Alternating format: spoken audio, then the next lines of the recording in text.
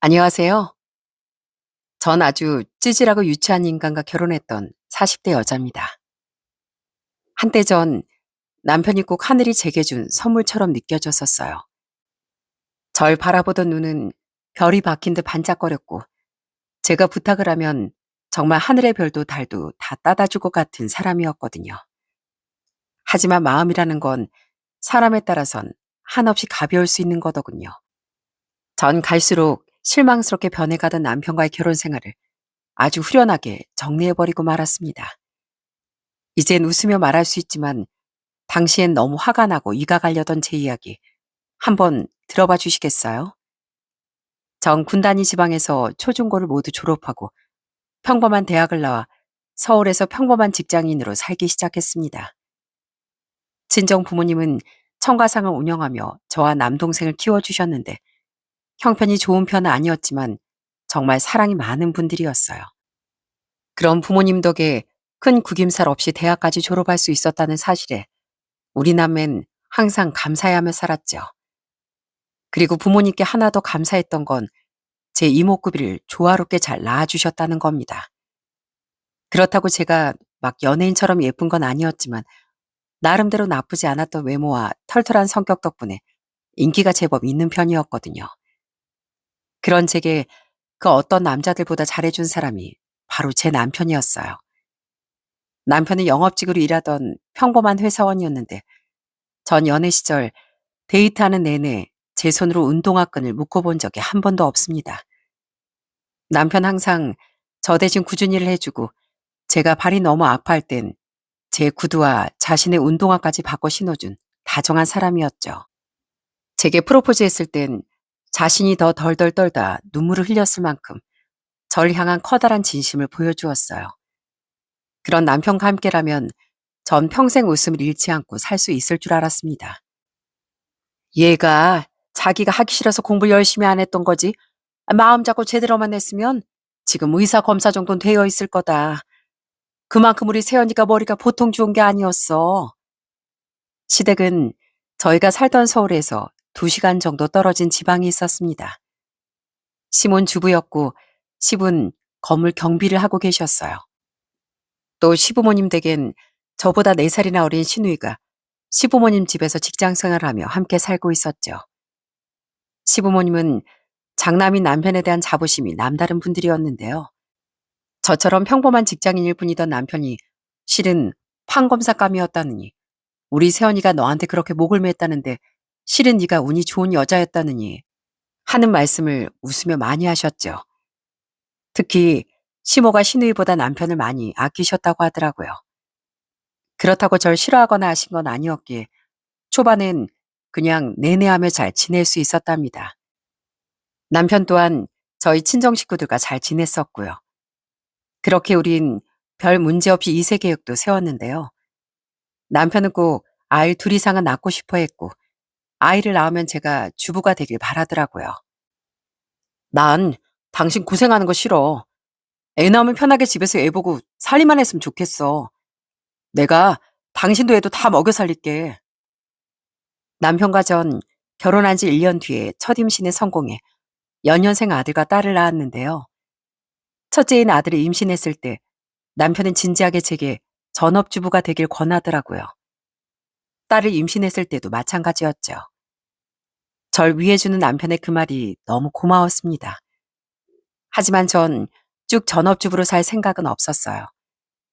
육아휴직이 사실상 어려운 회사라 우선 일을 그만두긴 했었는데 아이들을 어느 정도 키우면 다시 새로운 일을 구할 생각이었죠. 남편 뜻이야 고마웠지만 요즘은 그것도 서울에서 외벌이로 애둘 키우기가 쉬운 세상은 아니었으니까요. 그런데 제게 살림만 하라던 남편은 머지않아 서서히 변하기 시작하더라고요. 아, 당신은 거울 안 봐? 제발 살 좀 빼. 난 요즘 집에 들어오기가 싫어. 집에 돌아오면 토끼 같은 마누라가 아니라 반달 가슴 곰이 기다리고 있는 것 같아서 괜히 흠칫한단 말이야. 전 원래 키가 164cm에 몸무게가 53kg 정도 됐었는데요. 연년생 애 둘을 낳고 나니 88kg에 육박하게 되더군요. 연달아 임신하고 출산한 터라 첫째를 임신하며 쪘던 살이 빠지기 전에 또 살이 찌게 됐던 겁니다. 심지어 둘째 땐 먹덧이 심하게 와서 뭘 먹질 않곤 견딜 수가 없겠더라고요. 아인 빠져나갔는데 뱃살도 퉁퉁 부은 몸도 그대로니 너무 속상할 때가 이를 데가 없었죠. 문제는 제 살이 계속 빠지지 않자 절 대하는 남편의 태도가 차가워졌다는 겁니다.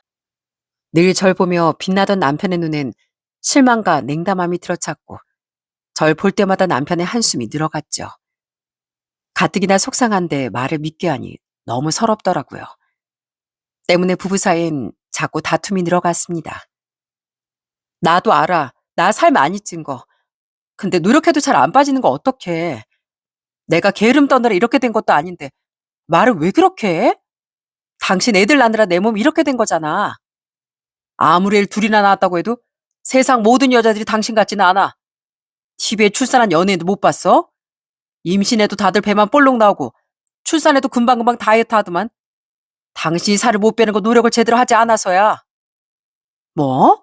그건 연예니까 가능한 거지. 나도 돈 좀 줘봐.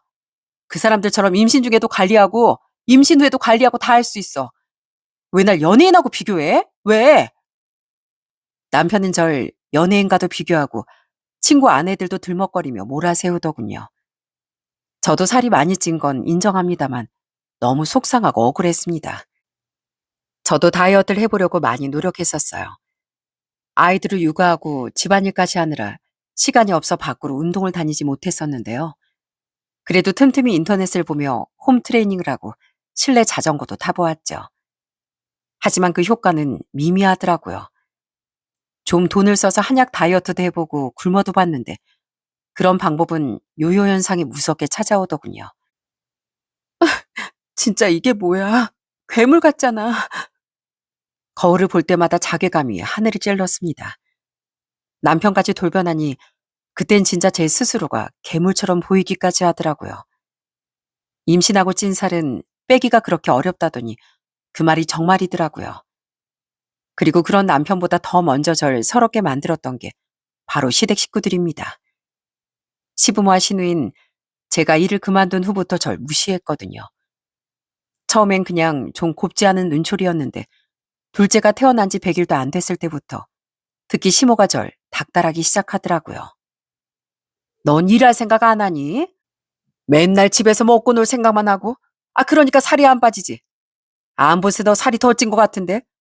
너 우리 새언니가 벌어온 돈으로 편하게 살려고 작정한 거 아니야? 이렇게 어린 갓난쟁이들을 두고 어떻게 제가 일을 나가요. 저희 집 근처 어린이집 중엔 영아 받아주는 데는 자리도 안 나고 최소한 애들이 어느 정도 커야 저도 다시 일을 나가죠. 애들 보고 살림하느라 제 끼니 나이 못 때울 때도 허다한데 누가 편하게 산다는 말씀이세요? 애당초 남편 벌이가 호강하면서 살 정도로 많지도 않고요. 엄마, 새언니 말하는 것 좀 봐. 누가 보면 애는 뭐 대한민국에서 자기 혼자 낳은 줄 알겠어. 되게 생색낸다. 그치? 시모는 억지를 쓰며 절 몰아붙이지. 시부도 못마땅하는 표정으로 절 보고 있지. 시누이 말 그대로 얄미운 시누이 짓을 하지. 시댁에 가기가 점점 싫어지더라고요. 처음엔 저도 시댁에 잘하려고 노력했는데 갈수록 그냥 딱 기본만 하게 되더군요. 시댁 식구들 위해서가 아니라 제가 나중에 트집 잡히기 싫어서요. 그나마 거리가 가깝지 않아 자주 보지 않던 게 다행이었죠. 그나마 처음엔 남편이 제 편을 들었습니다. 제가 집사람한테 일하지 말고 주부하라고 그랬어요. 집사람도 애 보러 살림하라 힘든데 왜 그러세요? 그리고 야, 이수지. 넌 나중에 결혼해서 애 안 낳을 것 같냐? 새언니한테 못하는 말이 없어. 너 또 그러면 나 가만 안 있는다. 분명 이렇게 남편은 제 고충을 알고 감싸주던 사람이었는데요. 제가 계속 살을 빼지 못하자 마음이 짜게 식었는지 태도가 돌변했던 겁니다. 분명 같은 사람이었건만 나중엔 절 무시하던 시댁 식구들 앞에서 오히려 그쪽 편을 들더라고요. 우리 가족이 뭐 괜히 그래? 당신 몸뚱아리 좀 봐. 둔하고 한심해 보이잖아. 그러니까 우리 가족이 더 괜히 당신이 더 놀고 먹기만 한다고 생각하는 거 아니겠어? 시댁 식구들이 절 무시했던 이유는 돈벌이였지만 남편이 절 무시했던 이유는 오로지 살 때문이었습니다. 그런 남편은 결혼한 지 5년이 지나며 아예 제게 월급 공유도 안 하더라고요. 그냥 제게 카드를 주곤 그걸로 생활비를 하라고 하더군요. 그리고 그놈의 카드값으로 그렇게 절 못 살게 굴더라고요. 당신 대체 집에서 뭘 하길래 카드값이 이렇게 많이 나와? 내가 집에서 하긴 뭐래. 먹고 자고 애들 보고 살림밖에 더해? 애들 먹는 거야 그렇다 치고 당신 먹는 게 문제라는 거야. 그 몸뚱이로 옷을 산 건 아닐 테고 애들이 먹어봤자 많이 먹는 것도 아닌데 왜 이렇게 생활비 많이 쓰냐고. 대체 뭘 얼마나 먹는 거야? 그러니까 살이 피둥피둥 찌지. 그 피둥피둥이란 말이 어찌나 상처가 되던지요. 저도 나름대로 뺀다고 빼서 4kg 정도 뺐었는데 그게 남편 눈엔 티도 안 났나 보더라고요. 나중에 너무 서러워 입만 열면 눈물부터 터지기도 했습니다. 제발 그만 좀 해. 언제 나한테 일하지 말고 살림만 하라며. 당신 나도 애들도 다 먹여 살리겠다며. 사람 이렇게 서럽게 만들려고 그런 말 했어? 내가 생활비 뭘 그렇게 많이 썼는데 나도 돈 아끼겠다고 얼마나 용쓰고 있는 줄 알아? 애들 아무거나 먹일 수 없어서 들어가는 돈이 그나마 많은 거지. 날 위해선 100원 쓰는 것도 벌벌 떤다고. 내 식구 생활비 이 정도 쓰는 게 얼마나 어려운데. 그땐, 그땐 당신이 뭘 해도 예뻐 보였으니까. 근데 당신이 이렇게 살이 찔 줄 알았냐? 솔직히 말할게. 나도 사람이고 남잔데 예쁜 아내한테만 간세게 다 빼주고 싶은 거야. 나야말로 사람인데 살도 찌고 늙고 할 수도 있는 거지. 간세게 다 뽑아버리기 전에 입 닫아 이 나쁜 인간아. 남편은 처음엔 돈 버는 게 힘드니까 잔소리하는 거다. 남들은 200을 가져다 줘도 저축까지 다 한다라며 변명이라도 했는데요. 나중에 나에 대놓고 제가 살이 쪄서 그런 거라고 말하더라고요. 그때 그냥 남편을 뻥 차버렸어 했는데 직업도 없는 제가 이혼하면 아이들 데리고 오지 못할 것 같아 악으로 버텼던 것 같습니다. 그럼 빨리 취업이라도 하지 그랬냐고 말씀하실 분들도 계실 거예요. 저도 물론 둘째가 두 돌이 지나면서부터 취업을 하려고 애를 썼죠. 그런데 푸지게 찐 살 때문인지 애매하게 끊긴 경력 때문인지 자꾸만 서류에서도 탈락하고 면접에서 미끄러지는 겁니다. 그럴수록 제 자존감은 더더욱 바닥을 쳤죠. 그래서 전 평생 다이어트는 이번이 마지막이다 하는 마음으로 정말 독하게 다이어트를 하기 시작했습니다. 계속 타이밍이 어긋나선지 자리가 나지 않던 어린이집에 자리가 난 덕에 드디어 제가 아이들과 분리된 시간을 가질 수 있었거든요. 물론 당시엔 아직 직장을 구하지 못했었지만 사회성을 기르기 위해서라도 아이들을 어린이집에 보내는 게 좋다고 하더라고요. 그렇게 아이들을 등원시키고 간단한 집안일도 마친 뒤 전 끊임없는 노력을 해나갔습니다. 전 실내 자전거를 무게를 올려 1시간씩 타고 아침과 점심엔 닭가슴살과 건강한 탄수화물만 챙겨 먹었어요. 또 헬스장에 나가면 돈이 드니 그냥 동네 산이든 어디든 걷고 뛰었고요. 처음엔 몸무게 때문에 무릎이 다칠까봐 경보 위주로 걸었고 몸이 좀 가벼워지고 근육이 붙은 뒤엔 조깅을 했죠. 또 평소에 절대 앉지도 않고 항상 제자리 걸음을 걷는 습관을 들였습니다. 그렇게 피나는 노력의 결과 전 드디어 8개월 정도 만에 20kg를 감량할 수 있었어요. 뭐 그래봤자 퉁퉁이에서 통통이로 바뀌었네. 에휴, 살을 빼도 당신은 어쩔 수 없이 그냥 아줌마가 됐구만. 당신 그 튀어나온 술배나 집어넣고 말해. 저 멀리로 통통 날려버릴 수가 있어. 다이어트를 해본 분들은 아실 거예요. 20kg를 감량한다는 게 얼마나 어려운 일인지요. 그런데 남편은 그래봤자 60대 중반 아니냐며 한숨을 쉬더라고요. 항상 절 무시만 하던 사람에게 저도 곱게 말이 나갔겠습니까? 이젠 더는 눈물도 나지 않고 저도 화만 남더라고요. 그렇게 우린 점점 무늬만 부부가 되어가고 있었죠. 그렇게 감량을 하고 나니 드디어 취업이 되더라고요. 전 한 보험사에 취업해 보험 설계사로 일하기 시작했습니다. 다른 사무직에 지원할 수도 있었는데 아이들을 돌보며 시간을 좀 자유롭게 쓸 수 있는 일 중엔 그리 선택지가 많지 않더라고요. 솔직히 제가 보험 일을 시작하기 전엔 보험 설계사에 대한 부정적인 이미지를 조금 가지고 있었어요. 주변에 보험 들길 강요한다거나 고객에게 무리한 보험 설계를 해준다거나 하는 경우를 보기도 했고 듣기도 많이 들었으니까요. 그래서 제가 직접 그 일을 할 거라고는 생각도 못했었죠. 그런데 막상 제가 보험 설계사로서 일을 해보니 하면 할수록 뿌듯함도 늘고 자존감도 올라가더군요. 영미야, 너 보험일 시작했다며? 안 그래도 우리 남편이 보험 들고 싶어 했는데 너한테 상담 좀 받아도 돼?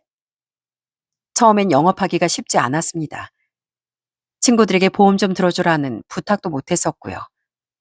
그러던 어느 날 한 친구에게서 연락이 오더군요. 절친한 사이는 아니지만 어느 정도 친해진 친구였는데 제 소식을 들었다고 말하더라고요. 그 친구는 절 통해 남편의 종신보험을 들었습니다. 친구의 남편은 책임감이 강한 성격이었는데 만일을 위해 가족들을 위한 안전장치를 마련해두고 싶어 했거든요. 물론 그런 일이 있어서는 안 되지만 만약에 저한테 무슨 일이 생겼을 때 저희 집사람이랑 애들이 먹고 살 수는 있어야 할 것 같아서요. 아직 애들이 어려서 집사람 일도 안 다니고 있는데 갑자기 제가 사라지면 큰일이잖아요. 아휴, 우리 남편 이렇게 걱정이 많아. 난 괜찮다고 했는데 꼭 종신보험을 들어놔야 안심이 되겠다고 하더라고. 친구와 웃으며 찾아온 친구의 남편에게 전 진심으로 종신보험의 필요성에 대해 설명해 주었습니다. 그리고 무조건 큰 금액을 넣기보단 긴 상담 끝에 보험료가 감당 가능한 선으로 설계해 주었죠. 그런데 딱 9달 뒤 친구의 남편이 정말 갑작스런 사고로 세상을 떠나더군요. 아직 애들도 어린데 너무 참담했습니다.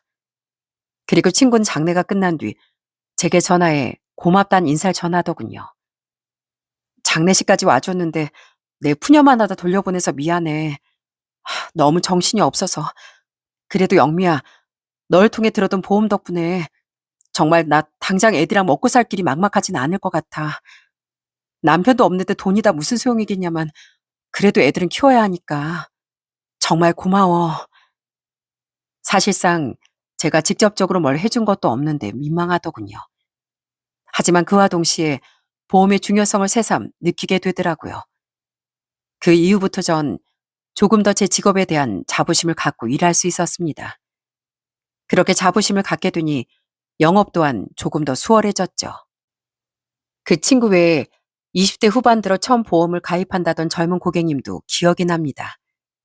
그 고객님은 절 통해 암보험을 들었었는데요. 3년 뒤 정말 암에 걸려 보험의 도움을 받을 수 있었답니다. 제게 보험금 지급 관련한 문의라며 그 고객님이 이러더라고요. 젊다고 안일하게 생각해서 보험을 안 들어놨다간 진짜 큰돈 나갈 뻔했어요.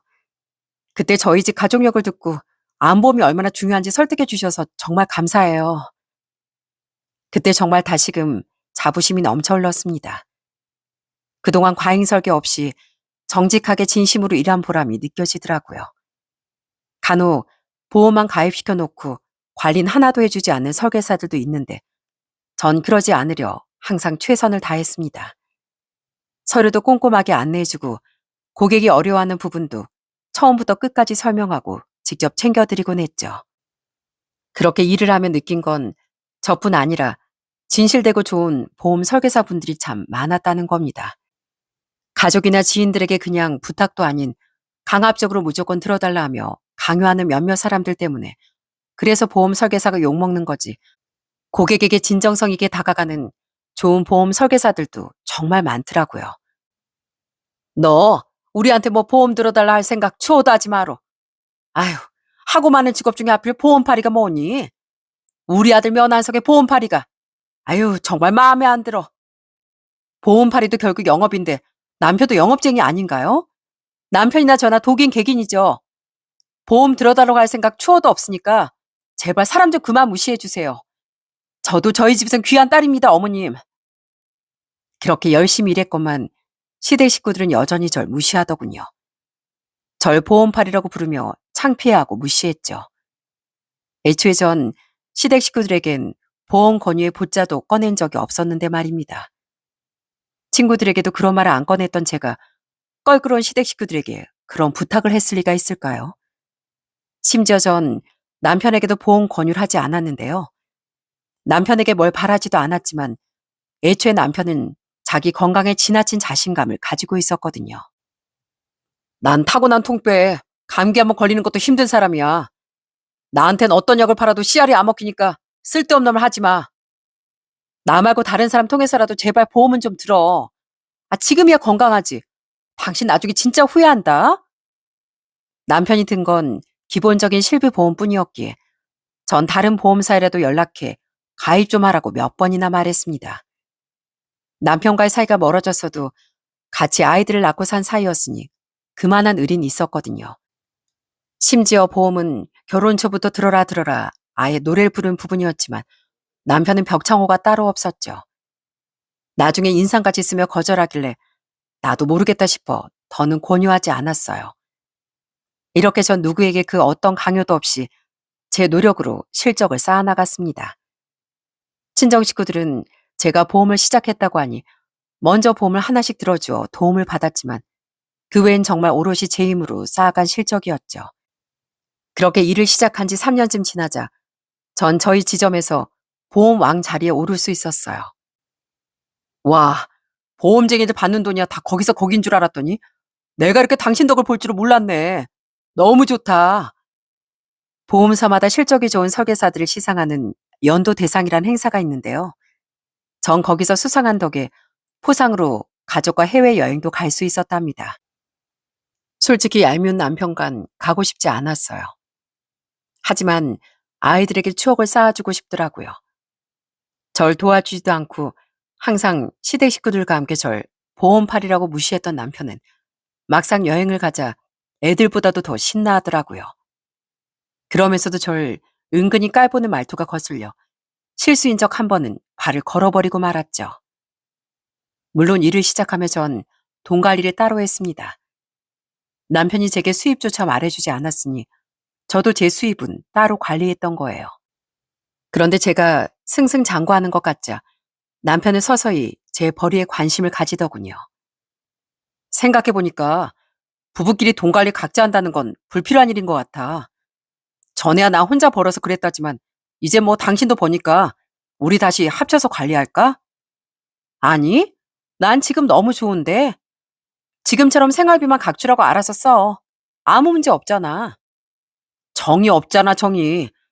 부부면 같이 돈 모아가는 재미도 있고 그런 건데. 난 나 혼자 모아도 너무 재밌어. 당신 덕에 손에 쥐고 있는 돈이 없으면 얼마나 서러운지 알았거든.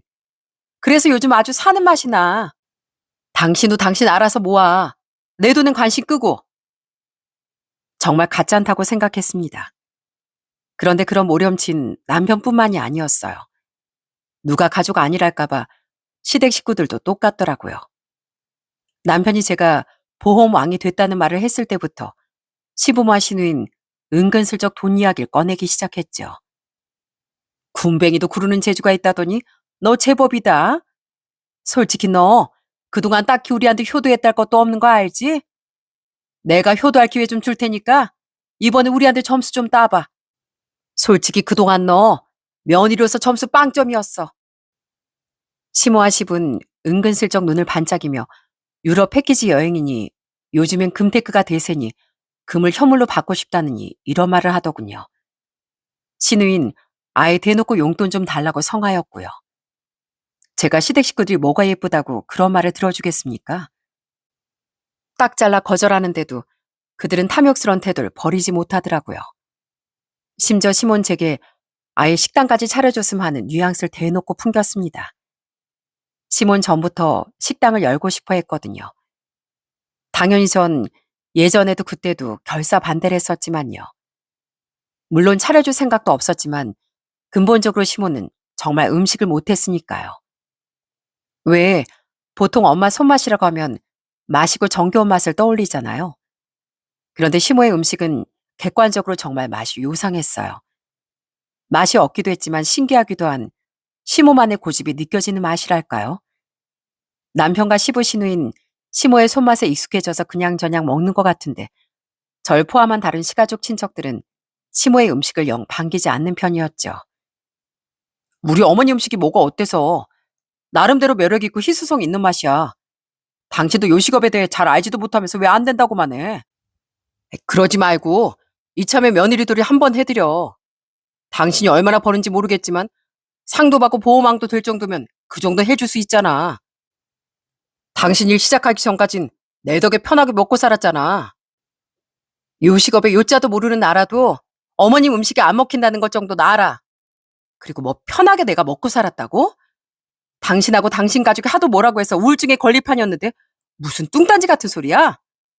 내가 혼자 애들 키우고 집안이란 건 뭐 우렁각 씨가 와서 해준 거니? 입만 열면 아주 밉상. 차라리 입을 아예 열질 마. 남편이 시모의 음식도 매력이 있다며 식당을 차려도 좋을 것 같다고 부추겼는데 전 정말 아닌 것 같았습니다. 심지어 나중에 안 사실인데 시몬 전에 한번 식당을 차렸다가 망한 전적도 있더라고요. 그랬으면서 제가 시모의 식당을 차려주길 바라는 남편도 시댁 식구들도 모두 이해가 되질 않았죠. 그렇게 일을 시작한 지 4년하고도 몇 달이 지나니 전 살도 훨씬 많이 빠졌습니다. 미혼 시절 정도는 아니었지만 그래도 56kg까진 빠졌었죠. 일부러 빼려고 한 것도 아니었는데 일을 하며 열심히 돌아다니다 보니 자연스레 그렇게 되더라고요. 그런데 제가 제법 정상 체격이 되니 남편이 제게 다시 관심을 보이기 시작하더라고요. 여보, 부부는 원래 각방 쓰는 거 아니래. 아무래도 우리 사이가 멀어진 게 각방을 써서인 것 같아. 나 당신 손잡아 본 지도 오래됐는데 우리 다시 한 침대 쓰자. 어? 부부는 그게 맞지. 아우 징그러. 먼저 각방 쓰자고 한 사람은 당신이야. 맨날 사람 무시만 했으면서 손? 한 침대? 나 야구방망이 침대 옆에 두고 잘 거니까 오기만 해. 저희는 원래 각방을 썼는데요. 어느 날 남편이 갑자기 한 침대를 쓰자고 하더군요. 소름이 돋아 경계태세를 취했더니 갑자기 엄청나게 상심한 표정을 짓는 겁니다. 민망해하며 화를 내는 것도 아니고 꼭 상처받은 사람처럼요. 하지만 전 신경도 쓰지 않았습니다. 그동안 그와는 비교도 되지 않을 정도로 많은 상처를 받은 사람이 바로 저였거든요. 그 외에도 남편은 갑자기 전화를 걸어 제게 데이트를 하자고 하질 않나. 애들 친정이나 시댁에 맡기고 5성급 호텔에서 분위기를 잡자고 하질 않나. 아주 소름 끼친 이야기만 계속 늘어놓더라고요. 그리고는 제가 거절하자 아주 적반하장으로 나오더군요. 난 다시 부부관계 좋게 만들고 싶어서 노력하는 건데 당신 대체 뭐야? 애들이 생각해서라도 노력이라는 걸 좀 해야지. 노력? 내가 뭐 우리 사이 멀어지겠니? 애초에 임신 때문에 살이 찐 날 무시하고 구박한 건 당신이야. 시댁 식구들이 돈 때문에 날 무시했다고 해도 당신만 정상이었으면 내가 그렇게 상처받지 않았을 거라고. 그런 주제에 뭐 애들을 생각해? 나 혼자 육아할 때 애들 제대로 보지도 않은 인간이? 병 주고 약 주라는 모양인데 당신이 주는 약 같은 거 난 필요 없어. 당신은 나한테 애들 아빠 그 이상도 이하도 아니야. 사람이 찌질해도 어쩜 저렇게 찌질할 수가 있나 싶었습니다. 그렇게 제가 마음의 벽을 허물지 않자 남편의 의처증 증세까지 보이기 시작했어요. 제가 회식 때문에 좀 늦으면 그렇게 귀가를 재촉했고 고객을 만나고 있다고 해도 전화 끊을 생각도 하지 않았죠. 당신 왜 안 들어와? 나 오늘 회식한다고 했잖아. 그래도 시간이 9시인데 유부녀가 이쯤 되면 들어와야지. 당신만 기다릴 애들은 생각도 안 해? 그만 좀 싸돌아다녀. 나야 어쩌다는 회식이지만 당신은 허구나 술 마신다고 나돌았으면서 양심이 있니? 애들은 당신 늦으면 이제 기다리지도 않아. 당신한테 관심이 없어서.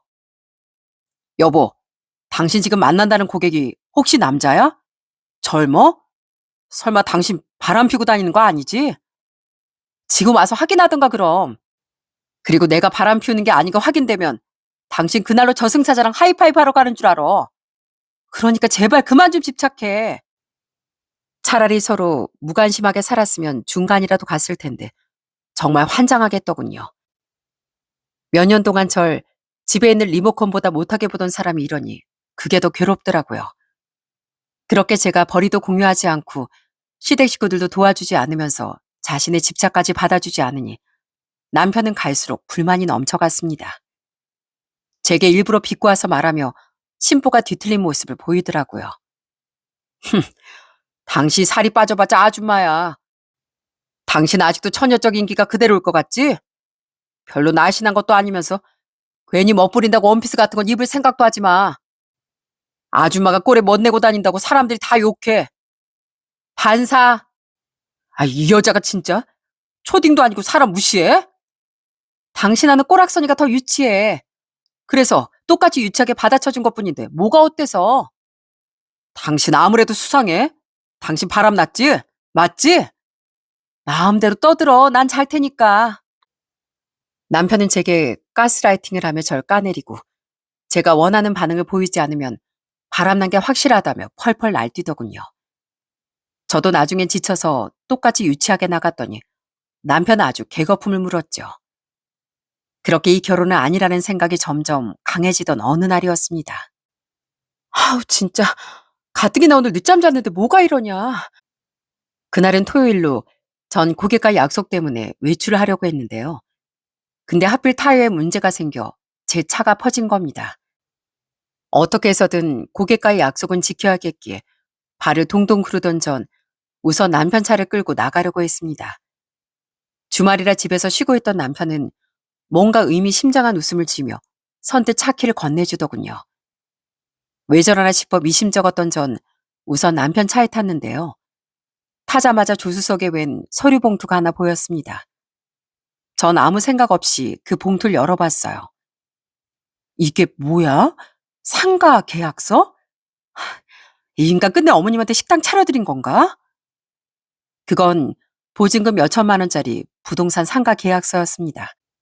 처음엔 이게 뭔가 했는데 지역을 확인해보니 그건 시댁이 있는 지역이더라고요. 순간 감이 왔죠. 아, 남편이 시모에게 귀엽고 멋대로 식당을 차려드린 건가 하고요. 그게 아니라면 남편이 그 지역에 갑자기 상가 계약할 일이 뭐가 있었겠습니까?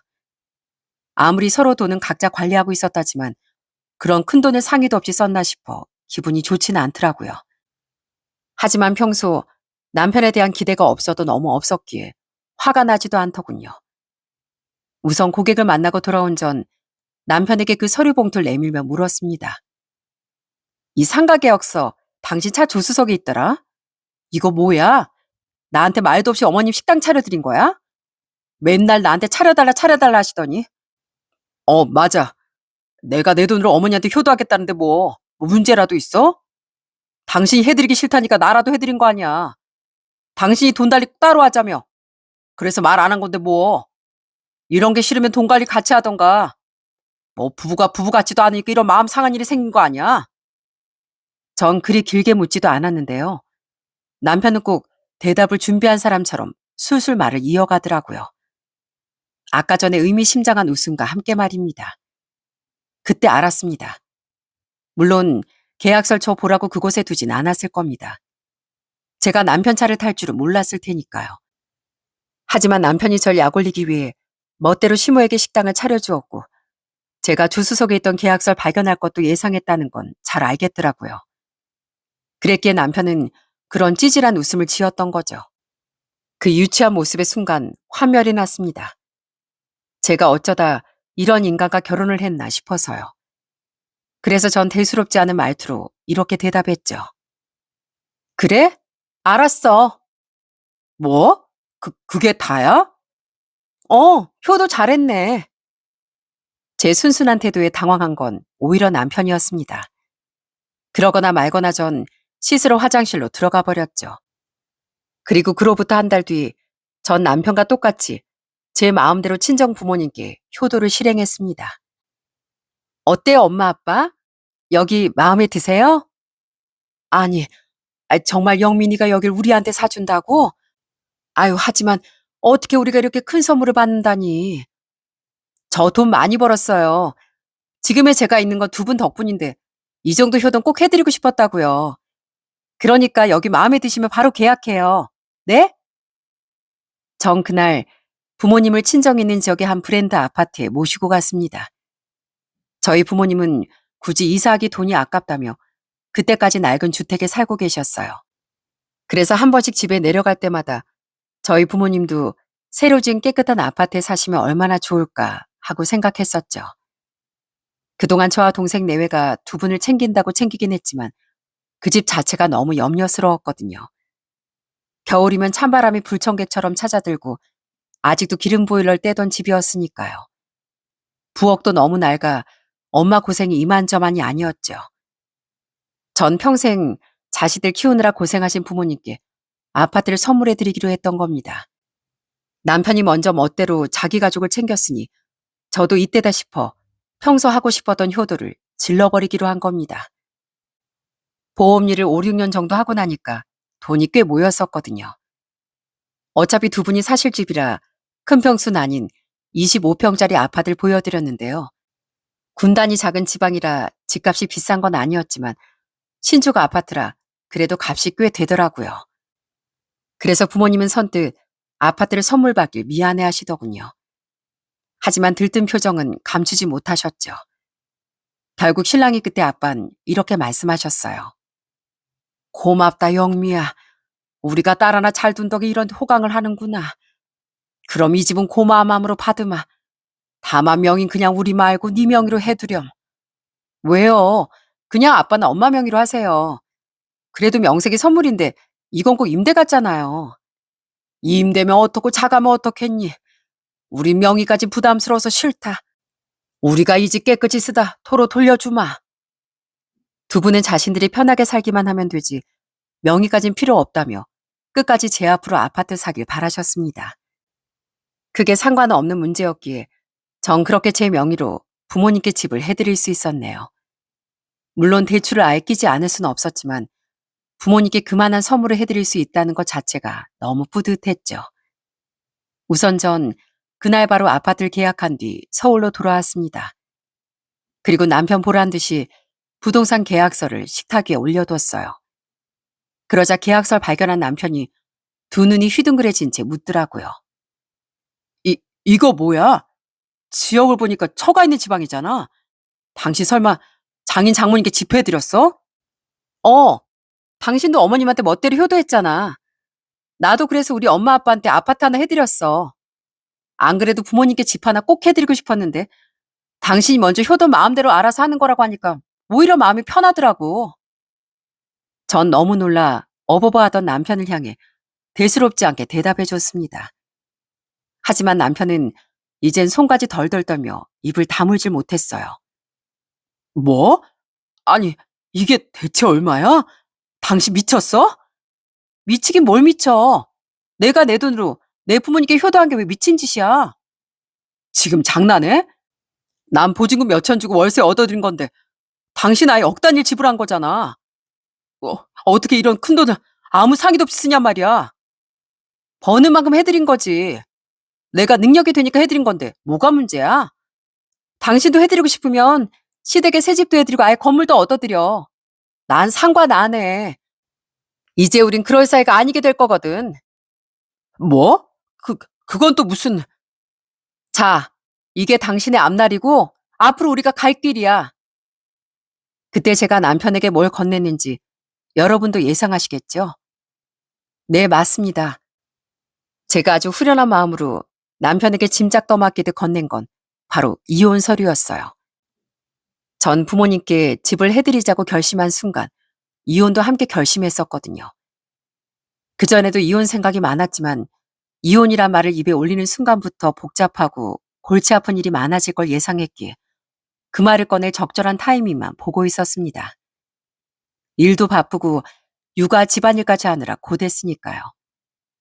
하지만 남편에게 환멸을 느낀 뒤 이젠 정말 아니다 싶어 이혼 서류를 던진 겁니다.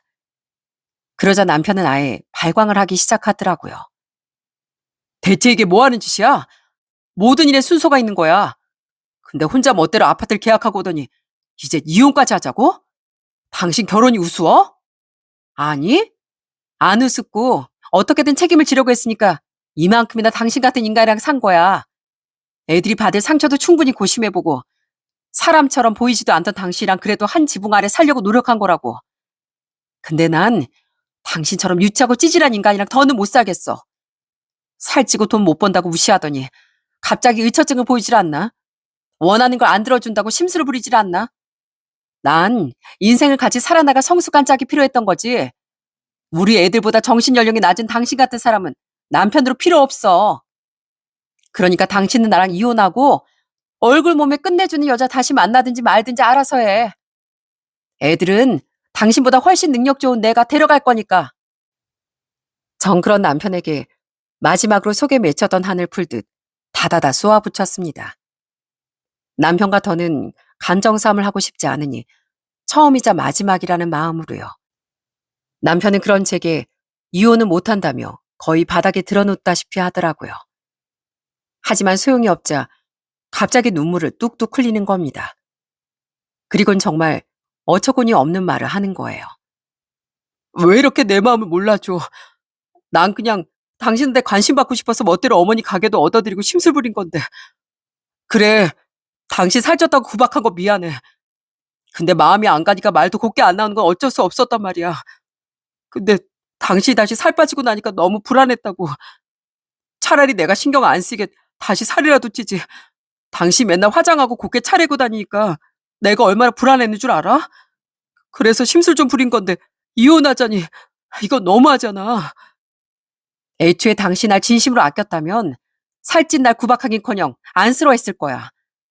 당신 좋아했던 건 내 겉모습뿐인 것 같은데 언제든 내가 취해지면 또다시 버릴 사람이랑 의리 지킬 생각 요만큼도 없어. 그러니까 포기하고 깔끔하게 갈라서. 알겠어? 제가 다 큰 성인이랑 이야기하는 건지 사춘기 첫사랑을 겪는 청소년과 대화하는 건지 헷갈릴 지경이더군요. 그렇게 제가 끝까지 밀고 나갔더니 남편이 시모에게 SOS를 요청한 모양입니다. 남편과 이혼 한 해 만에 하고 있던 어느 날 시모가 저희 집까지 찾아와 절 설득하려고 들더라고요. 사과도 아닌 가스라이팅으로요. 예, 네가 지금 돈 좀 번다고 눈에 뵈는 게 없는 모양인데 너 그 나이 먹고 이혼녀 딱지 달아봐라. 너 같은 거 좋다고 할 사람 아무도 없어. 차라리 지금부터 우리한테 잘 배우고 하는 게 낫지. 그럼 우리가 딸처럼 예뻐해 줄 테니까 그냥 살거라. 이혼해봤자 여자만 손해인 거 왜 몰라? 난 지금 네 인생을 구해주려는 거다. 제 인생은 제가 알아서 할 테니까 더 이상 걱정 안 해주셔도 됩니다. 이미 제 마음속에서 어머님이랑 전 남남이거든요. 그리고 어머님 말씀처럼 저 지금 눈에 뵈는 거 없으니까 이만 나가주세요. 그동안 푸대접 받은 만큼 저도 어머님 끝까지 어른 대접하고 싶은 마음 없거든요. 하지만 시몬 떨떠름한 표정으로 쫓겨날 수밖에 없었죠. 이후에도 남편은 끝까지 이혼을 못한다고 버텼고 우린 결국 소송전에 돌입했습니다. 당연히 상황은 제게 유리했지만요. 그동안 전 만일을 위해 남편과 시댁 식구들이 절 무시했을 때의 말들을 증거로 많이 남겨뒀었거든요. 그 덕에 끝내 전 소송에서 승소하고 아이들의 양육권까지 얻어낸 채 이혼할 수 있었답니다. 아, 그 과정에서 받은 정신적 상처를 위자료까지 톡톡히 챙겼고요. 그렇다고 많은 돈을 받지 못했지만 위자료를 받았다는 것 자체만으로도 위로가 되긴 충분했습니다. 여보, 나 당신 말대로 요즘 보험의 필요성을 느끼는 것 같아. 나 안보험 좀 들고 싶은데 상담 좀 해주면 안 될까? 밥도 좀 먹으면서. 딴 데 가서 알아봐. 그리고 나 이제 당신 여보 아니니까 그놈의 여보 소리 좀 집어치워. 여보, 내가 진짜 오죽했으면 이런 부탁까지 하겠어. 나 정말 당신 너무 보고 싶어. 그러게 있을 때 잘하지 그랬니? 다른 이유도 아니고 당신 자식들 낳느라 살찌고 직장도 그만둔 나한테 당신이 했던 언행들 난 죽을 때까지 잊지 못할 거야. 버스님이 떠났고 이미 종점에 도착한 지도 오래네요. 또 전화하면 그땐 법의 틀 안에서 만나게 될 거야. 하지만 이혼한 후에도 전 남편은 저에 대한 미련을 쉽게 내려놓질 못했습니다. 술에 취해 전화도 많이 하고 심지어 보험을 들겠다는 핑계까지 대더라고요. 구구절절 감정씨름하기도 싫어 딱 잘라내버렸지만요. 결국 전 남편은 절 포기할 수밖에 없었는데요. 제게 연락을 끊으며 아이들에 대한 관심도 뚝 끊어버리더라고요. 참 끝까지 실망스러운 인간이다 싶었지만 어쨌든 양육비는 꼬박꼬박 보내고 있기에 더 신경 쓰지도 않았죠. 그렇게 지금은 몇 년이 지났고 전 저희 아이들과 아주 잘 지내고 있습니다. 열심히 아이들을 공부시키고 돌보며 저를 필요로 하는 고객들, 예비 고객들을 위해 아주 발에 땀이 나도록 뛰어다니고 있죠. 그렇게 번 돈으로 아이들을 배불리 먹이고 공부시키는 행복은 이루 말할 수 없을 만큼 벅차답니다. 저희 부모님도 제가 마련해드린 아파트에서 잘 지내고 계시기에 전 동생네와 함께 부모님께 열심히 효도도 하며 살고 있어요. 한편 전 남편과 시댁 식구들의 근황은 좋지 못하다고 하더군요. 중간에 함께 아는 사람이 있어 전해 듣기론 우선 시모의 식당은 쫄딱 망했다고 합니다. 불친절도 위생 문제도 아닌 정말 맛이 없어서 금세 폐업했다고 하더라고요. 결국 아까운 돈만 공중 분해된 셈이었죠. 그리고 시부 또한 나이를 이유로 경비직에서 잘렸다고 하니 아마 시부모는 아주 힘들게 지내고 있지 않을까 싶습니다. 세연 씨 동생 있지? 작년에 결혼했다가 1년도 안 돼서 이혼당했대. 결혼하자마자 편하게 살겠다고 직장 그만뒀다가 바로 반품당한 거지 뭐. 그렇게 미운 시누이 짓을 하던 시누인 결혼했다가 금세 반품당한 모양이더군요. 그렇게 처량해진 시댁 식구들보다 더 충격적이었던 건 바로 전 남편의 근황이었어요. 전 남편은 몇 달 전 암 판정을 받았다고 했거든요. 어쩐지 그쯤 모르는 번호로 계속 전화가 걸려오기에 혹시 전 남편인가 싶어 받지 않았었는데요. 그게 전 남편이 맞았던 것 같습니다. 아마 아파서 서러운 마음에 전화한 게 아닐까 싶어요. 직접 전화를 받아보진 않았으니 진실은 모르겠지만요. 그래도 다행히 이기라 수술받고 지금 항암받고 있는 모양인데 치료비가 꽤나 나오고 있을걸? 세월 씨 보험 든 것도 없다며. 아휴, 그러게 미리미리 좀 준비하지. 아마 지금쯤 허리가 휠 지경일 거야. 지인의 말대로 제 말을 무시하고 보험을 들지 않았던 전 남편은 아마 허리가 휘고 있을 것 같습니다. 어쩐지 최근 아이들의 양육비도 보내지 않아 연락을 할까 말까 하고 있었는데 치료비가 이유인 것 같았죠. 아이들에게 물어보니 전 남편에게 따로 연락 온 적은 없다고 하더라고요.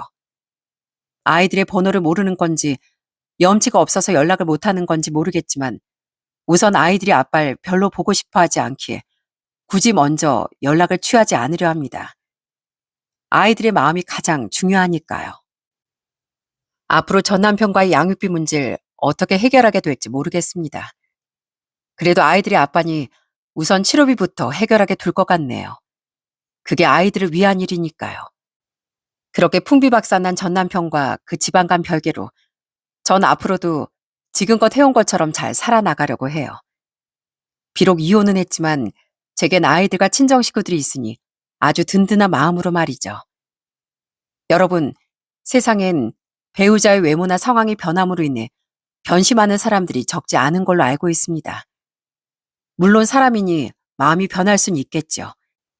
하지만 최소한 누군가를 사랑하고 백년 가약을 맺을 때 내가 그 사람의 외모와 조건만 사랑하고 있는 건지 아니면 더 깊은 내면에 사로잡힌 것인지 꼭 고민해 봤으면 좋겠습니다. 내면은 세월이 흐를수록 아름답게 갈고 닦을 수 있지만 외모와 조건은 어쩔 수 없이 변하기 마련이니까요. 그러므로 인해 부디 저와 같은 상처를 받는 사람이 적어질 수 있길 간절히 바라봅니다. 그럼 전 여기서 이만 제 사연을 마치도록 할게요. 끝까지 제 긴 이야기 들어주셔서 정말 감사드립니다. 모두들 행복하세요.